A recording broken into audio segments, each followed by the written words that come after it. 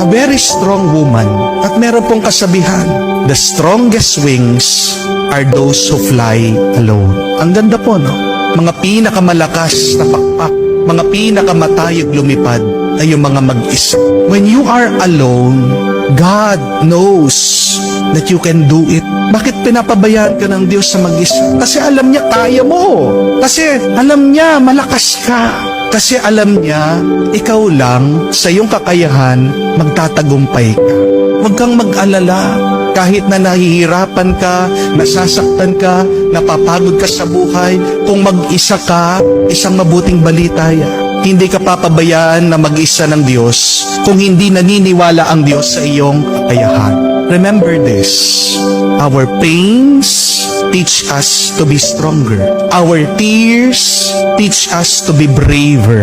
And our broken hearts teach us to be wiser.